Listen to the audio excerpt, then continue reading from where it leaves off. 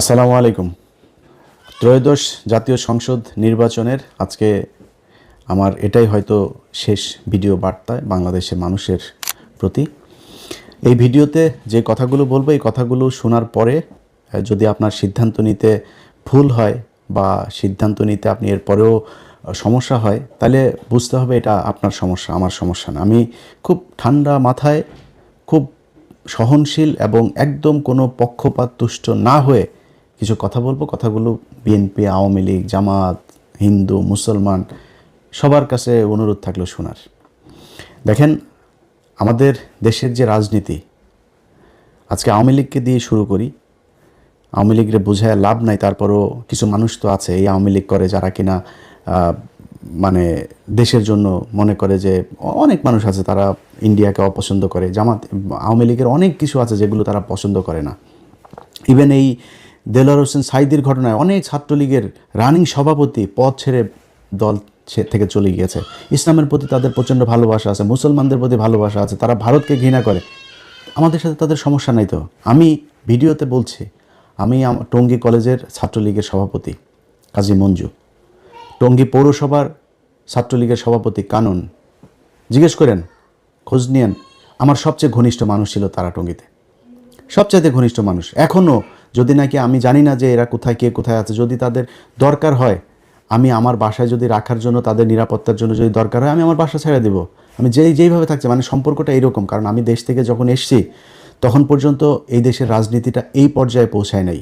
শিবির করলেই কাউকে গলা কেটে মানে ক্রস ফায়ার দিয়ে মেরে ফেলতে হবে, এই অবস্থায় হয় নাই। ভারতের মোদির জন্য আমার দেশের মুসলমানদেরকে গুলি করে মারতে হবে, এই অবস্থা তখনও শুরু হয় নাই। তো যারা 5 তারিখ পর্যন্ত, আগস্টের 5 তারিখ পর্যন্ত, আগের দিন পর্যন্ত যারা আওয়ামী লীগ ছেড়ে আসেন নাই, তাদের প্রতি এই হৃদয়ের সম্পূর্ণ শক্তি দিয়ে ঘৃণা জানায় রাখলাম। বাট যেটা বললাম আর কি, যে আওয়ামী লীগের সাথে তো আমাদেরও সম্পর্ক ছিল, তাদের অনেক মানুষ আছে ভারত বিরোধী, তাদের প্রতি আমাদের কোনো ঘৃণা নাই। কিন্তু ভাই, একটা জিনিস বলি, আজকে এই আদালতের বারান্দায় আপনারা আটক হচ্ছেন, মাঝে মধ্যে দেখি চোরাগুপ্তা মিছিল করছেন, তারপরে মাঝখানে আবার একটু ভাঙচুরও শুরু করেছিলেন। এখনও বিভিন্ন জায়গায় আপনারা নানান শেপে, নানান পরিচয়ে আপনারা রাস্তায় নামতে চান, বিদেশে আপনাদের যারা আছে তাদের কথাবার্তা শুনে। শুধু খুব ছোট্ট একটা বিষয় বলি, এই যে 5 তারিখে শেখ হাসিনা পালিয়েছে না, তার চাইতে আরও 15-20 দিন আগে থেকে আলোচনা চলছিল তাকে চলে যেতে হবে। আমি ভিডিও করেছিলাম 21 বা 22 তারিখে যে শেখ হাসিনা পালিয়েছে, ওই সময় থেকেই কিন্তু আলোচনা হচ্ছিল যে শেখ হাসিনা, ওই সময় বলা হয়েছিল যে আপনাকে এখন আপাতত ইন্ডিয়াতে যান, এরপরে আপনি আবার ফের পরিস্থিতি ঠান্ডা করে আপনি আসবেন। আমরা জানি না শেখ হাসিনা ওই 3 দিন কই ছিল। অনেকে বলে আগরতলাতে ছিল, কেউ বলে কলকাতায় ছিল, কেউ বলে দেশে ছিল। আমি 100% কনফার্ম হইতে পারিনি। তো শেখ হাসিনা দেশে এসেই বলল যে শেখের বেটি পালায় না। এরপরে কিন্তু ঠিকই পলাইলো। আপনি পিছনেরটা বাদ দেন, 5 তারিখে পলানোর এটা তো আমরা সবাই এখন জানছি যে এটা 2 তারিখ 3 তারিখ থেকেই এই আলোচনা, 3 বাহিনীর প্রধান দফায় দফায় আলোচনা চলছে, হাসিনা চলে যাবে। যেদিন চলে গেলেন তারও তো 3 ঘন্টা 5 ঘন্টা আগেও তো আপনার 5 তারিখে গিয়েছে, 3 তারিখে সে এই তাপসের সাথে ফোন রেকর্ড ফাঁস হয়েছে, দেখেছেন না? সেখানে সে বলছে সে চলে যাওয়ার কথা। আপনি আওয়ামী লীগ করেন না? আপনি এখনও আদালতের বারান্দায় গিয়ে জয় বাংলা শরীর গরম করা স্লোগান দেন না? এখনও রাস্তায় নামেন না? আপনার জন্য শেখ হাসিনার খারাপ লাগার কথা না? ইভেন এমপি মন্ত্রী যেই সালমান এফ রহমান এত কিছু করলো, তাদেরকেও বলেছে? বলে নাই। ঠিক নিজের আত্মীয় স্বজন, খুব ঘনিষ্ঠ ব্যবসায়িক পার্টনার এদেরকে নিয়ে সে উড়াল দিয়েছে। চিন্তাও করে নাই ভাই আপনাদের কথা। এটাই রাজনীতি।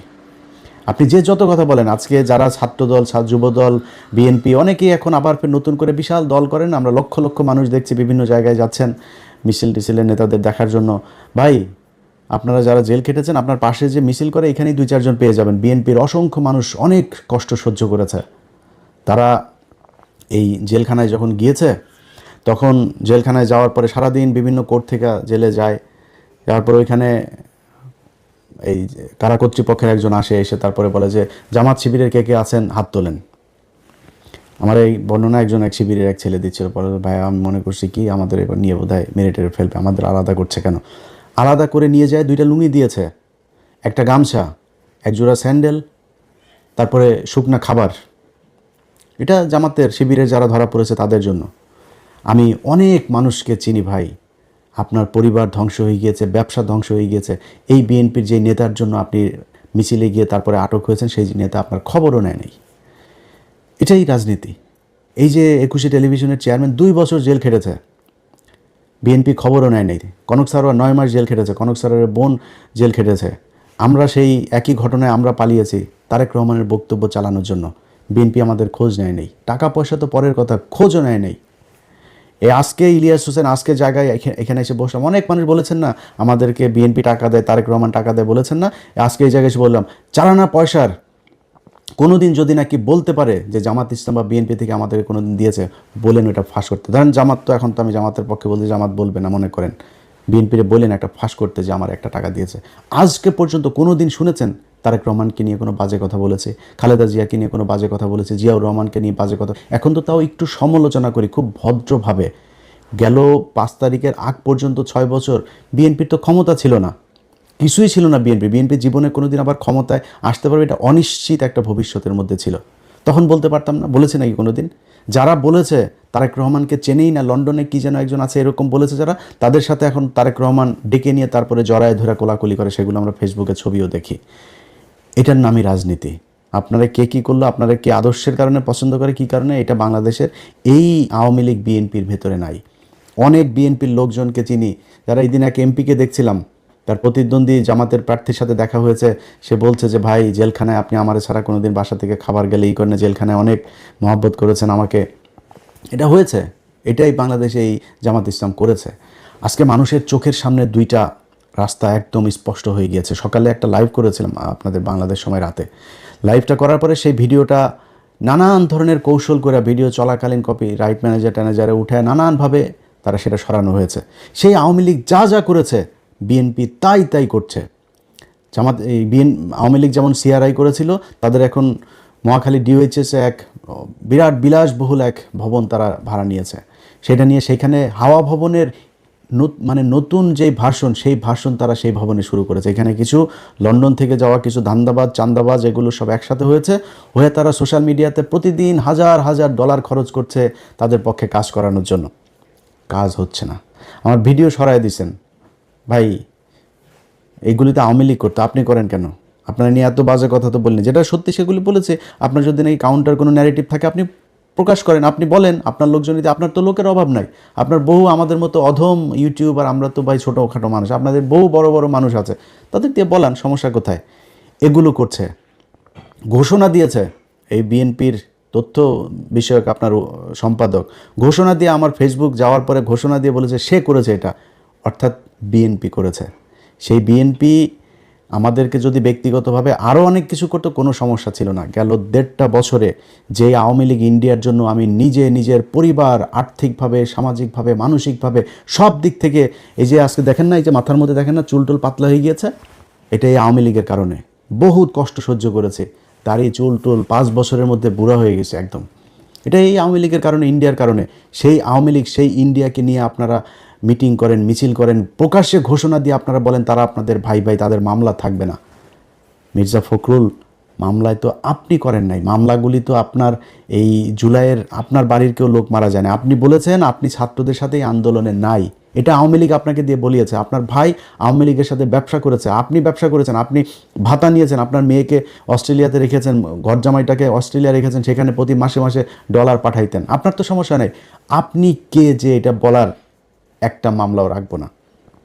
আওয়ামী লীগকে আপনারা একদম মাঠে নামিয়ে এনেছেন, এবার জনগণের সাথে মারামারি করবেন। কালকে মারামারি করতে যায়েন, তারপরে বুঝবেন খেলাটা কাকে বলে।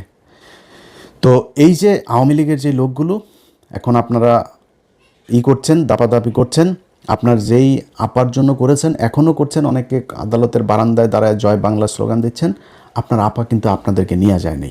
এই যে আজকে বিএনপির পিছনে যারা ঘুরেন, এদের একজনের বলেন যে মির্জা ফখরুলের আসনে সামনের বছর আমি ইলেকশন করতে চাই।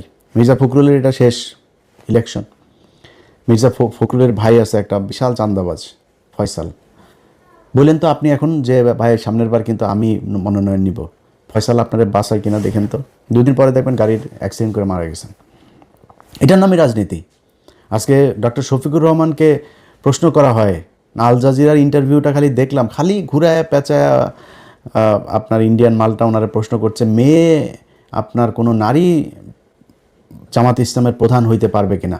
ভাই, নারী জামাত ইসলামের প্রধান হইতে পারবে না। উপরে যিনি আসছেন তার চাইতে বড় হেকিম আমি না। উনি আমারে বলছেন যেটা, এটার বাইরে আমরা যাইতে পারবো না। আমি নারীকে অসম্মান করি কিনা সেটা হচ্ছে প্রশ্ন। কিন্তু অ্যাপার্ট ফ্রম দিস, আমি আরেকভাবে বলি আপনারা, মনে করেন আপনি খুব গণতান্ত্রিক মানুষ, আপনি একজন নারীকে দেখতে চান, নারী আর পুরুষ বাদ দেন, আপনারা যদি আমি বলি পৃথিবী উল্টায় যাবে, জিয়া পরিবারের বাইরে কেউ আপনার দলের প্রধান হবে, আপনি হইতে দিবেন? জামাত ইসলামে হইতে পারে। প্রত্যন্ত সেই নীলফামারীর গ্রামের একটা মানুষ এসেও এখানে হয়ে যাইতে পারে। এখানে কোনো পরিবার থেকে ডক্টর শফিকুর রহমান রাজনীতি থেকে অবসর নিলে তার ছেলে হবে, হইতে পারবে না। ওই যোগ্যতাতেই আসতে হবে। এটার নামই রাজনীতি, এটার নামই গণতন্ত্র। আপনি যে গণতন্ত্রের কথা বলে একজন নারীকে করে, আরে ভাই, নারী আমেরিকার 400-500 বছরের ইতিহাসে আপনি দেখেন না যে নারী প্রধানমন্ত্রী আছে কিনা? তারা বানায় নাই কেন? অনেক দেশ বানায় না। পৃথিবীর কয়টা দেশে নারী আছে? একজন নারীর মানে সামাজিকভাবেই শারীরিকভাবেই তার অনেক বাধ্যবাধকতা আছে, তো সে যায় না ওই জায়গা পর্যন্ত। আপনি যদি এমন বলেন যে না আমারে দিতে হবে, আমি সমানাধিকার, ভাই সমানাধিকার নিলে সব জায়গায় নেন। বাসের মধ্যে আবার লেখা থাকে কেন যে সংরক্ষিত আসন? সংসদের ভেতরে লেখা থাকে কেন সংরক্ষিত আসন? কেন আপনি সংরক্ষিত আসন লাগবেন? 300 আসনে আপনি ফাইট করেন, আপনার দলে কই ফাইট করে না কেন? আওয়ামী লীগ আর বিএনপি জামাত ছিল না তো, এত বছর আপনি সংরক্ষিত আসনে নিয়ে মমতাজরে বসান কেন? কেন তারে 300 আসনের মধ্যে দেন 150 আসনে? আপনার মনোনয়ন পাওয়া কতজন আছে? 2%, 2%। কেন 150 সিট দিয়ে দেন মেয়েদেরকে? আপনি তো সমান অধিকার করেন।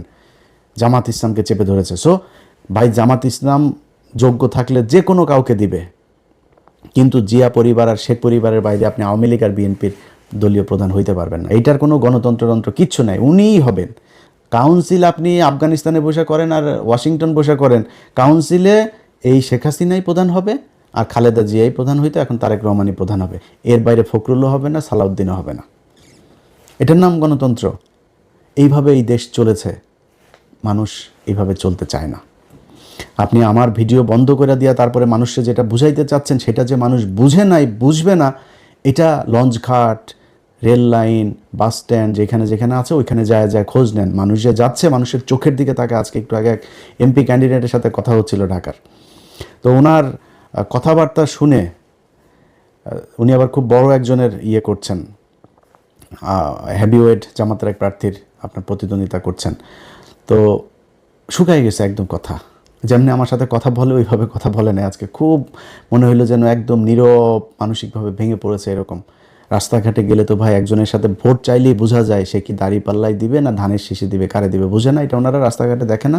এই যে বাসে ওঠা, ট্রেনে ওঠার লোকগুলির কি এইখানে কি এমপি সাহেব করেছে, লোক দিয়েছে যে তোমরা যাও মিছিল করতে করতে? পুরো ট্রেনের ছাদের সবাই দাঁড়িপাল্লার মিছিল করে, পুরো লঞ্চের ছাদের সবাই দাঁড়িপাল্লার মিছিল করে। আপনার লোক নাই? কই আপনার লোক নাই, তাই আপনার কেউ মিছিল করারও লোক নাই। এটাই হচ্ছে রাজনীতি। এই মানুষ এটা বুঝতে শিখেছে যে এই দেশে এই রাজনৈতিক দলগুলো 54 বছর শুধু আমাদেরকে চুষে খেয়েছে, এদেরকে দিয়ে আমার এই দেশের কোনো উন্নতি হবে না। যারা এখনও বুঝতে পারেনি তাদেরকে একটু কথা বলি, ভাই আপনাদের এই যে আজকে যেই অবস্থায় এসে আমি সরাসরি দাঁড়িপাল্লার পক্ষে ভোট চাচ্ছি, এটার জন্য অনেক নিজের সাথে নিজে অনেক দিন ধরে যুদ্ধ করছে যে কি করা উচিত। ব্যক্তিগতভাবে হ্যাঁ, যদি বিএনপির পক্ষে করতাম তাইলে হয়তো বিএনপি যদি ক্ষমতায় আসতো তাইলে একটু মোটামুটি থাকতে পারতাম, কিন্তু দিনের পর দিন তাদের যে আচার আচরণ, কথাবার্তা, শেখ মুজিবের প্রতি প্রীতি, সেই 5 তারিখের পর থেকে তারা এগুলো করছে। এই যে কাজগুলো যে হচ্ছে, এগুলো আমাদেরকে ধাক্কাইতে ধাক্কাইতে বিএনপির বাইরে নিয়ে এসেছে। আমরা তো বিএনপির বাইরে যাইতে চাইনি ভাই। তারেক রহমানের প্রতি এখনও যথেষ্ট সম্মান আছে, শ্রদ্ধা আছে, তারা নিয়ে এখনও বাজে কথা বলি নাই, বলবো না, বলতে চাইও না। কিন্তু এই দলের প্রধান হিসাবে ওনার তো এগুলোর দায় নিতে হবে। যা হয়েছে এখনও পর্যন্ত, যা হচ্ছে, কালকেও আপনি হুমকি দিচ্ছে বাড়ি ঘর দুয়ার সব পোড়ায় দিবে, এই করবে, এগুলো তো ভাই আওয়ামী লীগের বক্তব্য। আপনি কেন সেগুলো বলেন? যাই হোক, তারা তাদেরটা বলবে। আপনারা বাংলাদেশে মানুষ যারা আছেন তাদেরকে বলি, ভাই আমি জামাত ইসলামের কেউ না। জামাত ইসলাম আমি কোনো কথা বললে শুনবে কি না এটাও আমি জানি না। জামাত ইসলামের আমি কোনো বড় পদও চাই না, কোনো সুবিধাও চাই না। জামাত ইসলামের কথা যতটুকু বলি, আমার নিজের যেহেতু কোনো দল নাই, আমি বাংলাদেশে 2টা দলের মধ্যে কম্পেয়ার করেছি যে কাদের হাতেই বাংলাদেশটা নিরাপদ থাকবে। আমার মনে হয়েছে যে জামাত ইসলামের কাছে এটা নিরাপদ থাকবে। তাদের এই গেল 1.5 বছরে অনেক টাকা ইনকাম করার সুযোগ ছিল। তাদের শুনেছেন কোনোদিন এই 1.5 বছর না, কোনোদিন শুনেছেন যে জামাত ইসলামের কোনো লোক বিদেশে টাকা পাচার করেছে? এই যে এতগুলো মানুষ তারা মারা গেল, কোনোদিন কেউ দেশ বিদেশে পালিয়ে গেছে শুনেছেন? যাইতে হয়নি, তারা এইখান থেকে যায় না। এই ইমানের শক্তি তাদের আছে। আপনার এলাকায় আপনি আপনার বাড়ির পাশে আপনি করেন, ভাই কালকে সারা রাত অন্তত কয়েক হাজার কোটি টাকার লেনদেন হয়েছে। এই টাকা পয়সা নিয়ে যদি মনে করেন আপনি যে টাকা দিয়েছে ইমান দেখাবেন, আরে ভাই আপনি তো 2 নাম্বারই করেছেন, টাকা নিয়েই 2 নাম্বারই করলে আরেকটু 2 নাম্বারই করেন। ওর এই কথাটা শুনে, যে কথা দিয়েছেন এই কথাটা রাখেন না। দেশের জন্য, আপনার ভবিষ্যতের জন্য এই 500 আর 1000 টাকার জন্য নিজেরা বিক্রি করেন না। ভোটটা যেখানে আপনার প্রতিবেশী যে মানুষগুলো আছে, রাজনীতিবিদ যারা আছে 2টা দলের মধ্যে, তাদের চরিত্র দেখেন, তারা কে কীরকম কী করতে চায়, কি হয়েছে 54 বছরে তারা কি করেছে, এগুলোর দিকে একটু হিসাব করেন, করলে উত্তর পেয়ে যাবেন আপনি ভোট কাকে দিবেন। আমি আমার জায়গা থেকে আপনারে শুধু এতটুকু এনশিওর করি ভাই, আগে যেটা বললাম যে আমি জামাত ইসলামের কিছু না, জামাত ইসলামের লোক আমার কথা শুনবে কিনা আমি জানিও না, বাট একটু ঝুঁকি নিয়ে, একটু দাবি নিয়ে কিছু কথা বলি। আমি বিশ্বাস করি জামাতকে অন্তত এই কথাগুলো বললে শুনবে। আপনার যেই মানুষগুলি আজকে এই যে প্রবাসে থাকেন না, এই মানুষগুলির জন্য এই 54 বছরে এই দেশের রাজনীতিবিদরা কিচ্ছু করে নেই। আপনাদেরকে শুধু পাঠিয়েছে, গাধার মতো আপনারা খেটেছেন, আপনারা টাকা পাঠিয়েছেন, সেই ডলার আবার ওরা বাংলাদেশ থেকে বিদেশে পাঠিয়েছে। এইভাবেই চলেছে। আমার ডলার রিজার্ভ কেন 34,000 কোটি টাকা থাকবে ভাই? 34 বিলিয়ন ডলার কেন থাকবে?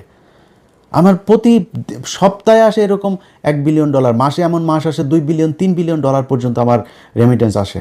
তাহলে আমার রিজার্ভ কেন হবে 34 বিলিয়ন ডলার? আমি এত রিজার্ভ, এত ডলার আমি দেশে পাঠাচ্ছি, সেই টাকা কোথায় যায়? এই টাকা এই আপনি কষ্ট করে পাঠান, আর এই রাজনীতিবিদরা আপনার এই দেশ থেকে করে। বিনিময়ে কি হয়? আপনি যখন যাবেন, যাওয়ার কথা শুনলে দালালের ধরার পরে পাসপোর্ট অফিসে গিয়ে আরেক দালালের পরে, এরপরে আপনি যখন যাবেন বিদেশে, ওইখানে গিয়ে আরেক দালালের হাতে পড়বেন। যাবেন হলো গিয়া মসজিদে কাজ করার ভিসা নিয়ে গিয়া দেখবেন যে বাথরুম পরিষ্কার করা লাগে। এটাই এই বাংলাদেশে চলে এসেছে। আপনাদের কাছে গ্যারান্টি দিলাম, জামাত ইসলামী যদি ক্ষমতায় আসে, এই সিন্ডিকেট ভেঙে ফেলা হবে। আজকে সামনে রোজা, আপনি জানেন গভীর সমুদ্র বন্দরে আপনার এই যে জাহাজ এখনো ভেসে বেড়াচ্ছে, সেগুলো আপনার খালাস করে না, কৃত্রিমভাবে সেগুলোকে আটকে রাখা হয়েছে। মালের দাম বাড়বে, বাজারে সংকট তৈরি হবে, তারপরে সেগুলো নিয়ে আসবে। অল্প কয়টা প্রতিষ্ঠানের হাতে এই সুযোগ দিয়ে রাখা হয়েছে। ইউনূস সরকার আসার পরে এই সিন্ডিকেট ভাঙে নাই। জামাত ইসলাম আসলে খেজুর আটকায় রেখে আর ছোলা আটকায় রেখে এটার দাম বাড়াবে, এটা হইতে দেওয়া যাবে না। গ্যারান্টি দিলাম আপনাদেরকে। আমি ইলিয়াস হোসেন আজকে যে কথাগুলো বলছি, আমি এই গত 1.5 বছরে এটা প্রমাণ করে এসেছি যে আমি এই নির্যাতিত মানুষ, অসহায় মানুষ যারা মাজলুম, তাদের পক্ষে কাজ করি। আজকে ওয়াকার একজন সেনাপ্রধান ভাই, আমি তার কাছে চুনোপুটি একটা, তার সাথে সে আমার একটা ফোন করা মানে আমার জন্য বিশাল ব্যাপার। বিশাল বড় জায়গায় আমি যাই বসতে পারি, বিশাল সুবিধা নিতে পারি ওয়াকারের সাথে সম্পর্ক ভালো রাখা। ভাই প্রপোজাল পেয়েও রাখি নাই। কি বলেছি?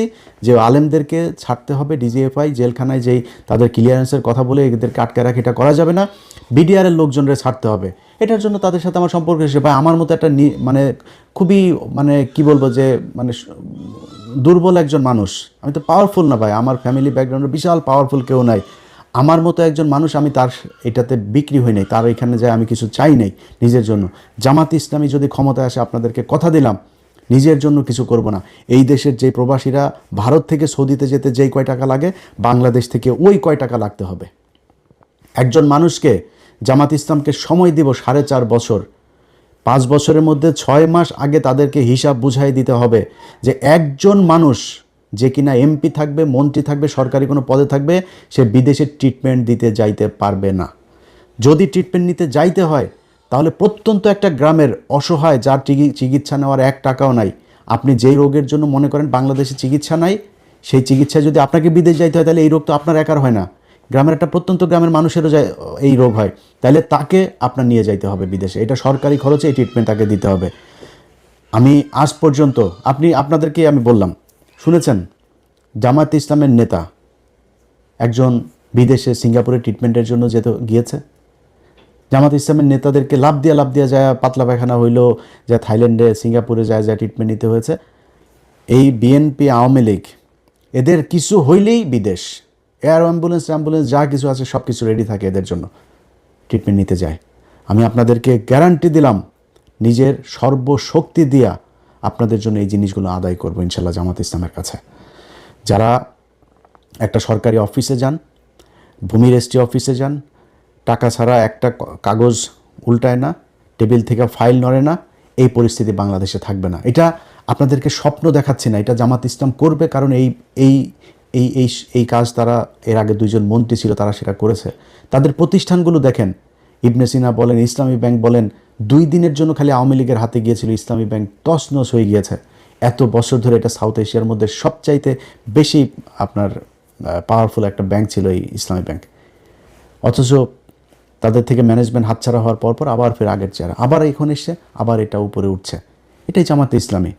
সো এই দলটার কাছে যদি নাকি এই দেশের ক্ষমতা যায়, আপনাদেরকে এইটুকু বলতে পারি যে কতটুকু ভালো হবে সারা দেশ চালাইতে গেলে আমি জানি না, কিন্তু এর ধারে কাছেও কোনো দেশ নাই জামাত ইসলাম যতটি স্বচ্ছতা, ন্যায়, ন্যায্যতা